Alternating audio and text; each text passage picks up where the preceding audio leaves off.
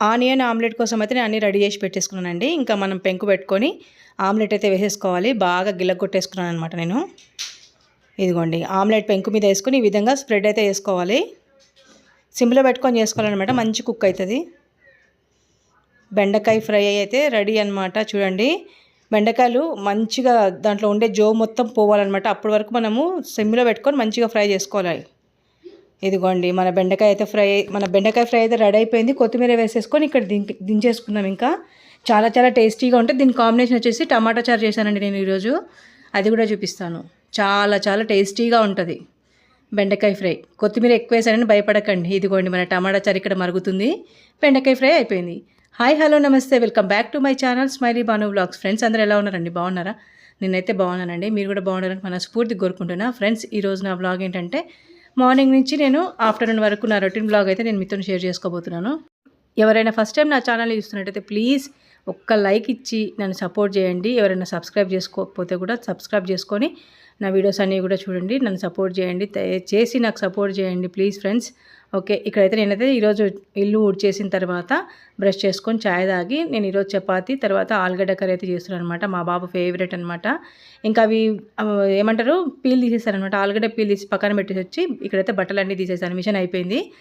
ఇంకా బట్టలు మొత్తం తీసి పైన అయితే ఆరేసి వచ్చినాక ఇంకా ప్రశాంతంగా టిఫిన్ చేద్దామని చెప్పేసి ఇక్కడైతే నేను మొత్తం పైపులన్నీ తీసేస్తున్నానండి. వాష్రూమ్లో ఉంటాయి కదా, అవన్నీ తీసి ఎక్కడక్కడ పెట్టేశాను అనమాట.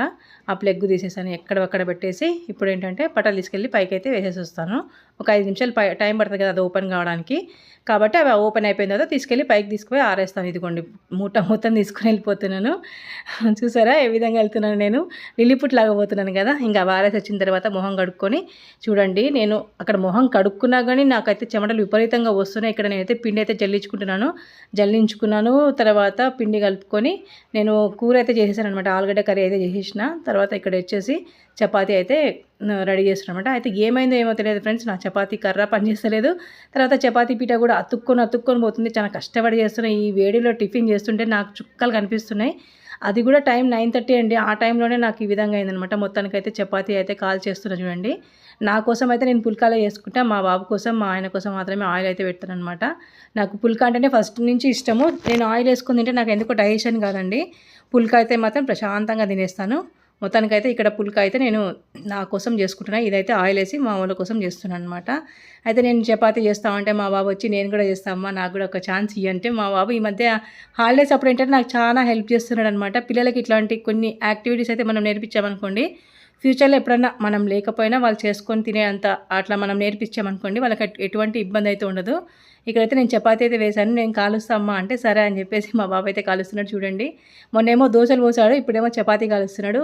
మొత్తానికైతే ఈ విధంగా పిల్లలైతే మా ఇంట్లో మా బాబు అయితే నాకైతే చాలా హెల్ప్ చేస్తున్నాడు అండి. నిజంగా పిల్లలకి సమ్మర్లో ఈ విధంగా చిన్న చిన్న పనులు చెప్పడం వల్ల ఏంటంటే వాళ్ళకు కూడా ఇట్లాంటివి చేయాలని ఇంట్రెస్ట్ వస్తుంది. తర్వాత వాళ్ళకి కొంచెం అంటే ఏమంటే సరిగ్గా చేయకపోయినా పర్లేదు కానీ వాళ్ళని ఎంకరేజ్ చేయాలనేది నా ఉద్దేశం. ఎందుకంటే సమ్మర్లో చిన్న చిన్న పనులు చేసుకుంటే రేపొద్దున ఫ్యూచర్లో మనం ఉన్నా లేకున్నా కానీ వాళ్ళ పనులు వాళ్ళు చేసుకునేటట్టయితే మనం వాళ్ళని మంచిగా అయితే ఎంకరేజ్ చేయాలి. చూడండి మా వాడైతే చపాతీ కాల్చిండు, మళ్ళీ దాన్ని ఫోల్డ్ కూడా చేసిండు. నాకైతే మస్తు హ్యాపీ అనిపించింది.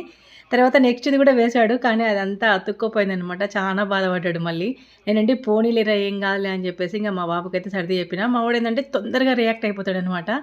తర్వాత ఏం కాదులేరా వదిలేసి అంటే అమ్మ అది తీసి పడేసి అని చెప్తా ఉన్నాడు. కానీ ఉండనులే నాన్న ఏం కాదు, అది పుల్కలాగా ఉంటే నేను తినేస్తానులే, ఎందుకు వేస్ట్ చేయాలా, నువ్వు కలుస్తున్నావు కదా ప్రేమతో అని చెప్పేసి నేనైతే అది అట్లనే వాడితోనే కలిపించేసి నేను పక్కన పెట్టేసుకున్నాను అనమాట. నిన్నే తిన్నానండి అది.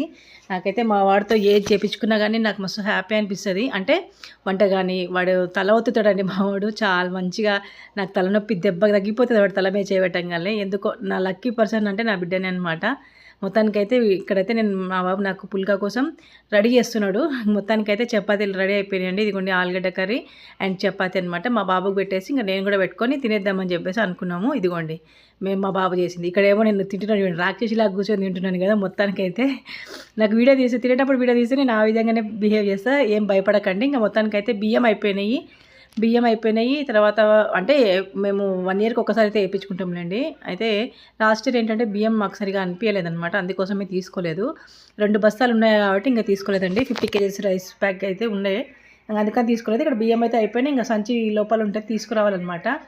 నాకేమో కొంచెం ఏంటంటే ఆ చెమటకి ఆ ఇరిటేషన్ అవుతుంది. మా బాబుని కొంచెం చూడరా అంటే, మా బాబుని నేను తీస్తలేమన్నాడు. వాడికున్నదే 11 ఇయర్స్. వాడు మోస్తా అంటే నాకు అసలు ఎట్లా యాక్సెప్ట్ చేసా చెప్పండి. నేనండి ఏం వదిలే నేనే తీస్తలే అని చెప్పేసి మొత్తానికైతే అది కూడా నేను ఆయాసపడుతున్నా మా వాడు తీస్తుంటే కూడా.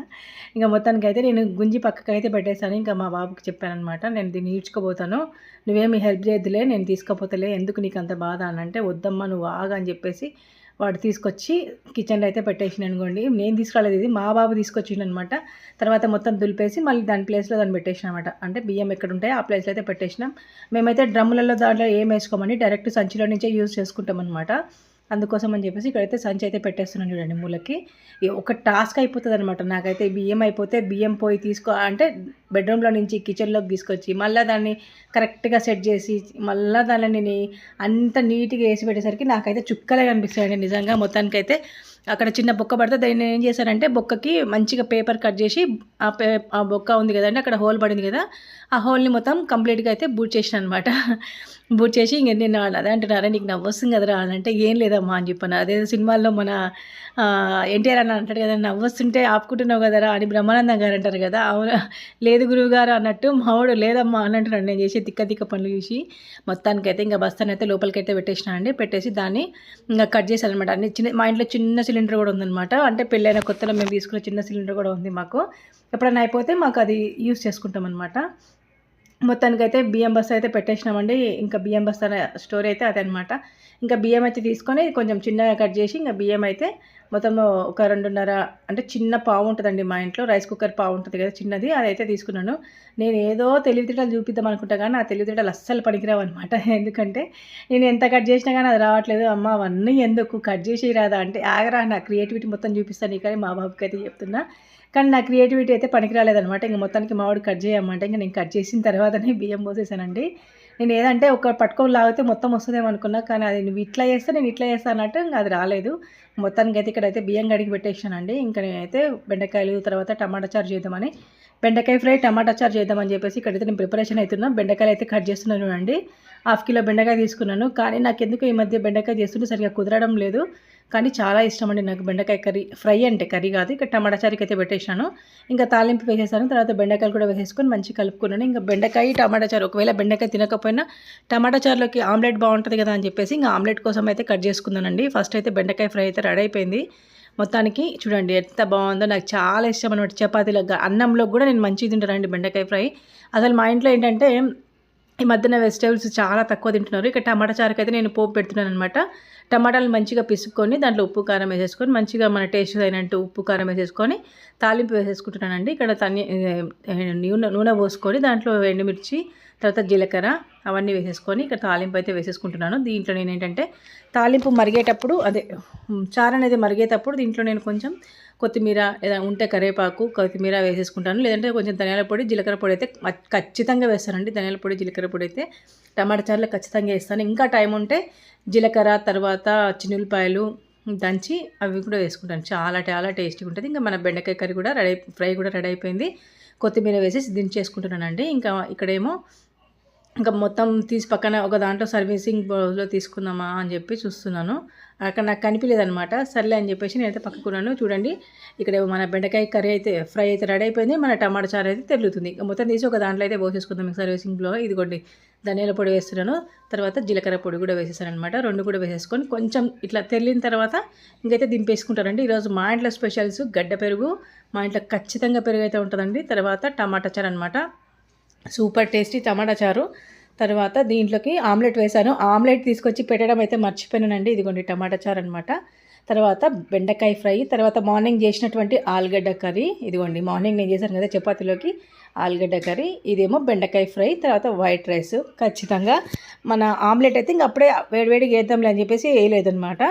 రైస్ వేడివేడి రైస్ అనమాట. మొత్తానికైతే ఇదండి ఈరోజు నా బ్లాగు. మీకు నచ్చినట్టయితే ప్లీజ్ లైక్ చేసి షేర్ చేసి సబ్స్క్రైబ్ చేసుకోండి. బెల్ ఐకాన్ మీద ఖచ్చితంగా ప్రెస్ చేయండి. అవన్నీ చూపించేసాను కదా, ఇక్కడ నేను ఆమ్లెట్ వేస్తున్నాను అనమాట.